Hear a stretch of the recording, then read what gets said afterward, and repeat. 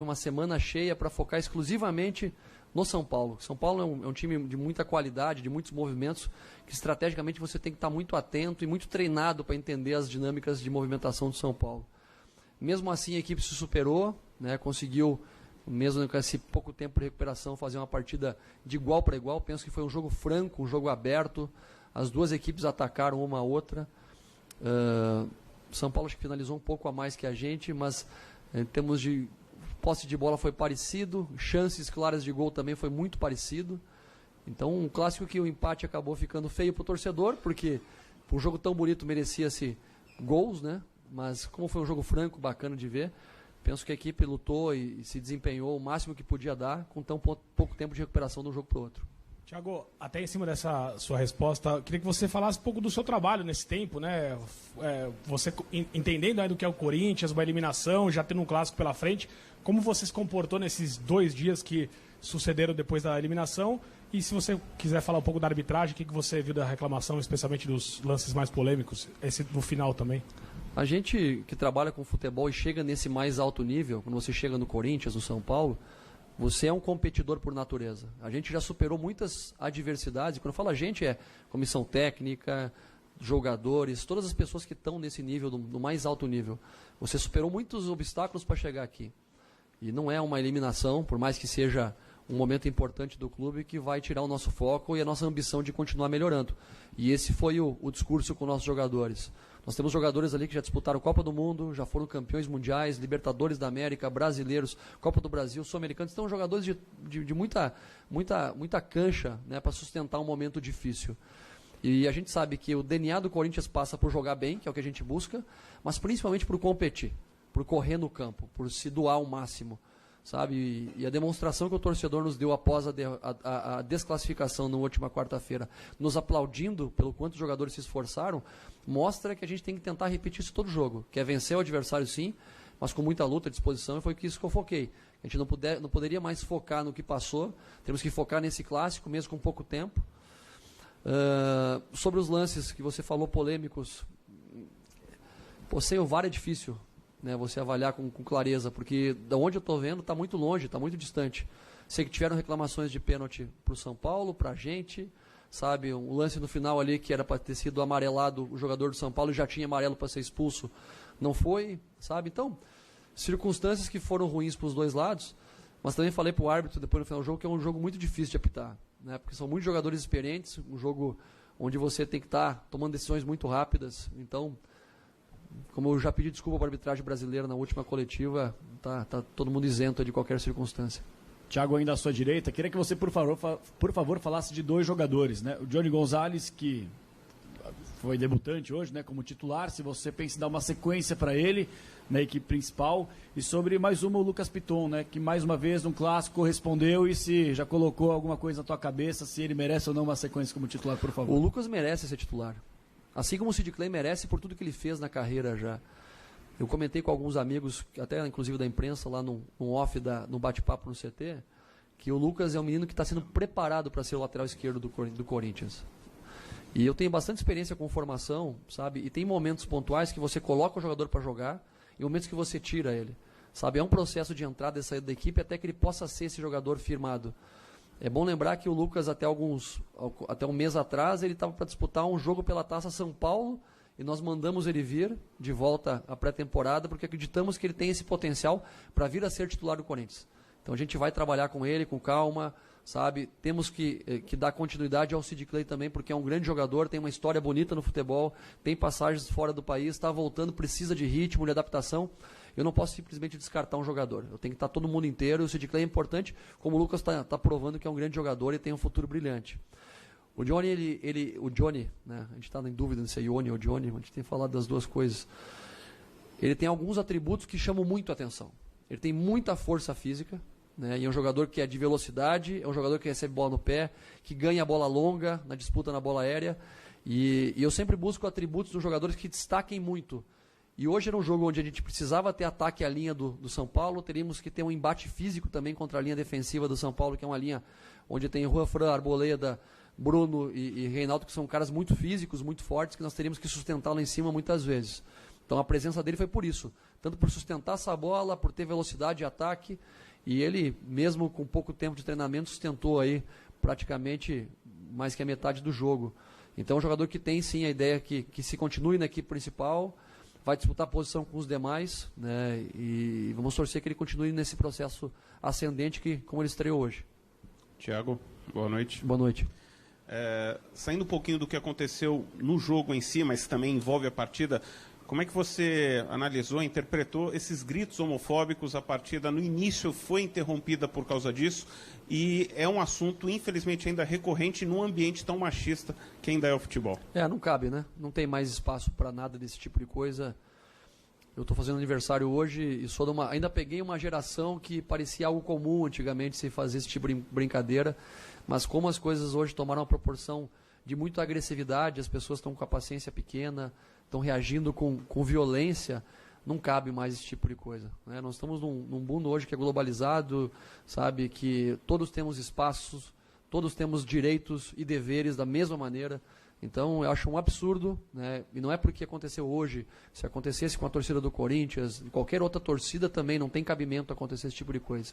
Até porque dentro das próprias torcidas temos pessoas, né, com as suas opções de qualquer tipo, temos que ter respeito, sim.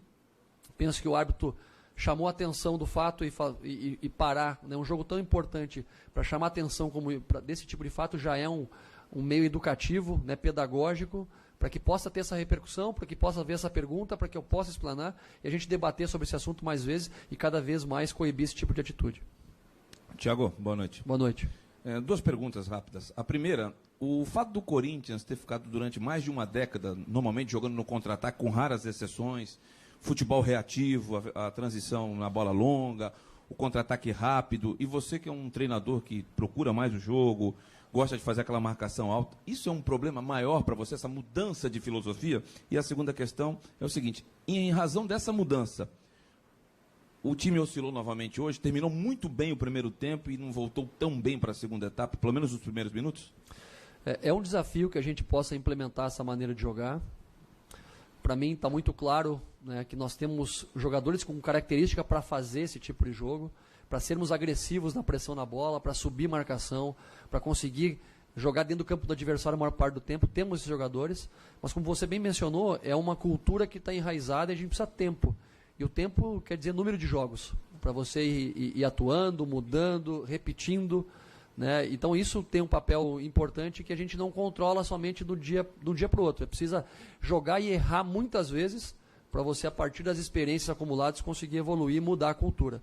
Além de mudar também a característica de alguns jogadores pontuais. Por exemplo, a gente joga com 2 volantes hoje que são jogadores técnicos, que são competitivos, com e sem a bola, mas que dão muito mais ênfase à qualidade de jogo, para tentar ter uma saída mais distribuída. Expõe muito mais o Gil, por exemplo, para jogar, e o Gil tem tentado jogar e tem feito ações muito bacanas. O Cássio tem procurado jogar pressionado em alguns momentos. Vão acontecer erros, né? E a gente tem que estar preparado para suportar até a crítica em algum momento que o erro acontecer, porque é um processo de mudança de cultura.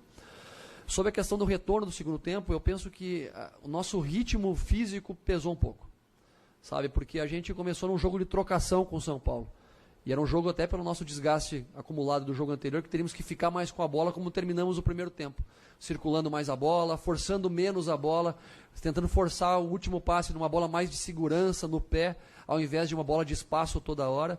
E aí nós entramos num jogo de contra-ataque, né? O São Paulo contra-atacando, nós contra-atacando, e aí gerou uma questão física que muitas vezes a gente saiu perdendo. Então, eu acho que esse entendimento do time do jogo, de ficar com a bola, somado com o desgaste acumulado desses últimos 2 dias, porque jogamos aí, né, praticamente desde os 28 do primeiro tempo, contra o Guarani, com um jogador a menos. Repetimos quase toda a escalação hoje, pesou bastante a parte física para ter essa oscilação durante o jogo.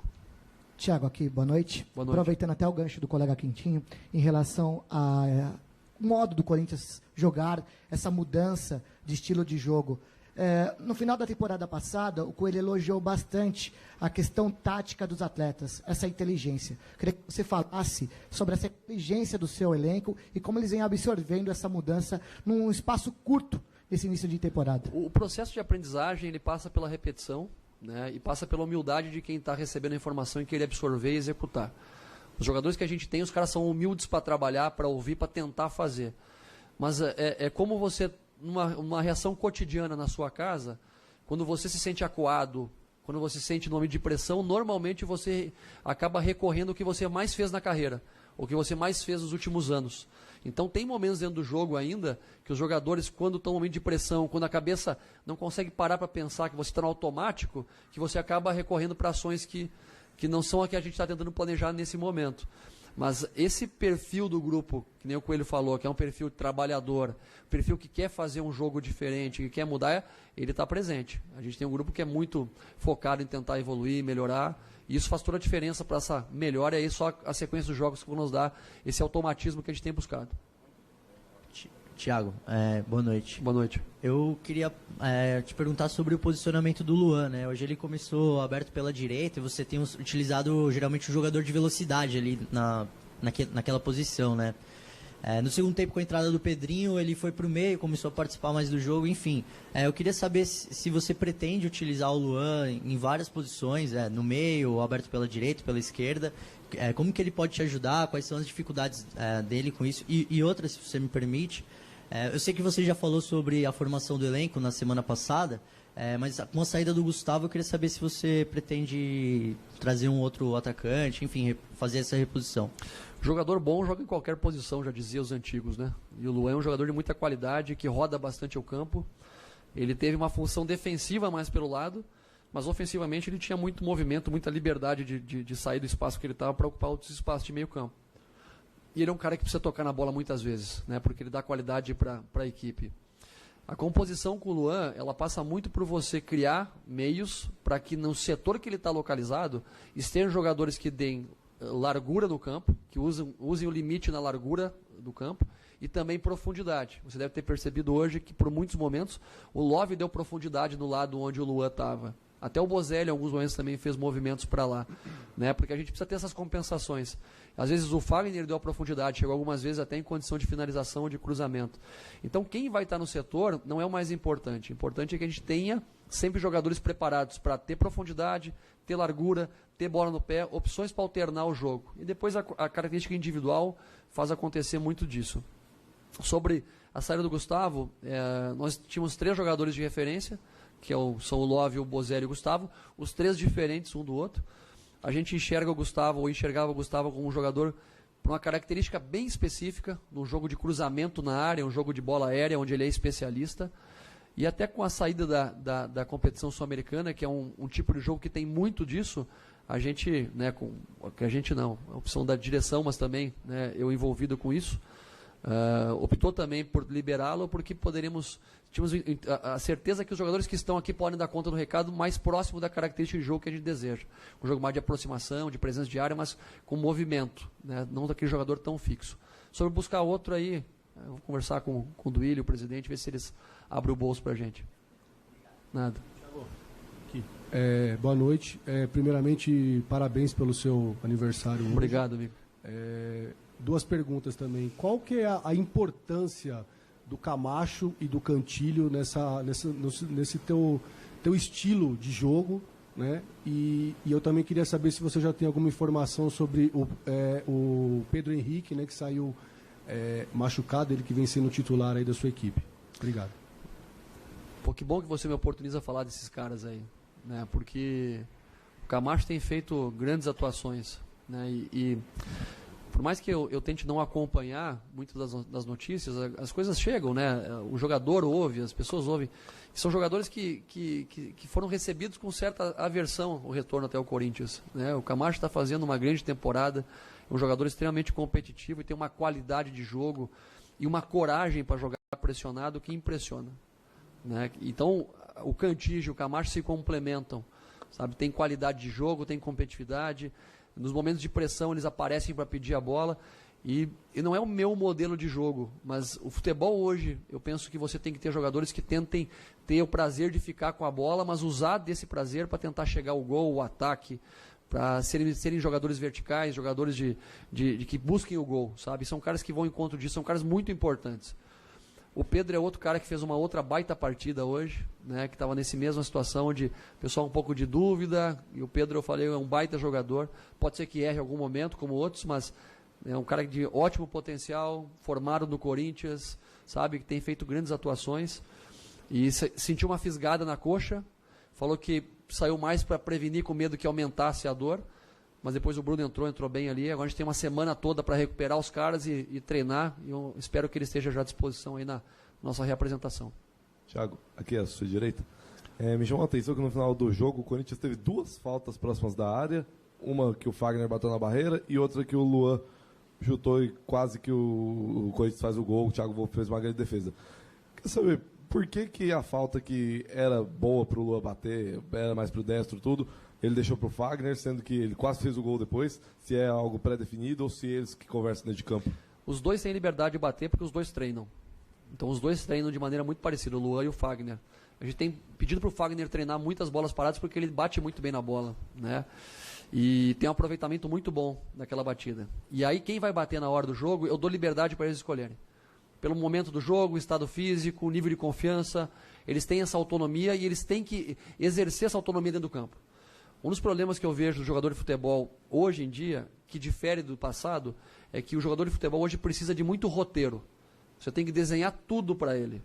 Né? E o bacana era quando os caras resolviam os problemas por conta dentro do campo.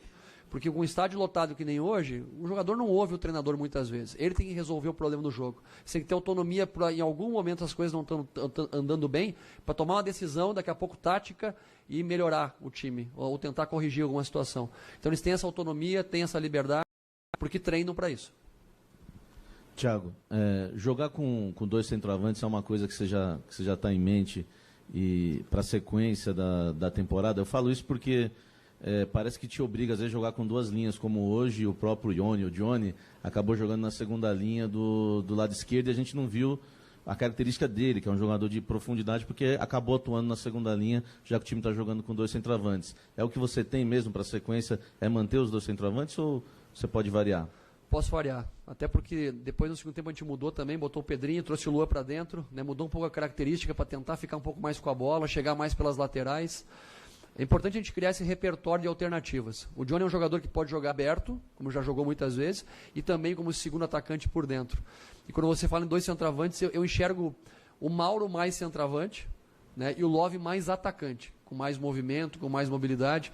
Inclusive, as melhores fases do Mauro Bocelli foram quando ele jogou com 2 caras infiltrados, ele mais um, no tempo do Estudiantes, depois no México também. Então, até um meia que vai jogar com ele ali tem que ser um meia de chegada na área, para fazer esse segundo atacante, senão ele fica muito solitário. E mais uma vez ele teve chances hoje de fazer o gol, até teve uma chance bem importante ali, 2 chances bem importantes, né, e que mostra também que ele está ali toda hora chegando perto do gol. Então, são alternativas, de acordo com o adversário, do momento do jogo, que a gente vai tentar reproduzir durante a temporada. Oi, Thiago, tudo bem? Tudo bem, Parabéns você? Pelo seu aniversário, tudo bem. Obrigado. Eu estou fazendo uma matéria sobre o embate entre você e o Diniz, que vocês já se conhecem, já trabalharam juntos. De alguma maneira, ter trabalhado junto com ele te ajudou na partida de hoje a decifrar um pouco o jogo dele? O que você poderia falar dele também como profissional? Eu sei que isso é corriqueiro, sabe, de falar em embate, mas o embate é entre Corinthians e São Paulo. Não dá para personificar nos treinadores isso aí, sabe? O embate é entre os jogadores. Eu sei que tem questões estratégicas, né? E é nesse o foco que você está perguntando. Penso que sim, contribuiu, né? Porque por ter acompanhado o trabalho dele, eu sou grato a ele, né? Pelas oportunidades que ele me deu lá no Atlético, né? Por o quanto eu pude aproveitar o trabalho dele, ver as coisas que ele fez, né? Mudar o que eu não acreditava que dava certo. Mas ele é um cara que sempre foi muito solícito comigo quando trabalhamos junto e pude acompanhar algumas movimentações, somado com o estudo que fizemos da equipe do São Paulo, né, pelo nosso departamento de análise. Então, contribui porque a gente imagina como vai ser o jogo, um jogo de muita aproximação, muita troca posicional. Se você às vezes tenta marcar o São Paulo pensando no número da camisa deles, você tem dificuldade porque vai acompanhar o jogador que está trocando de posição e vai abrir espaço para ele jogar. Então, sim, algumas situações já de ter trabalhado com ele ajudaram, né? E outras são diferentes porque muda de time para time. Fechou, obrigado. Valeu, gente, boa noite. Valeu, gente, obrigado.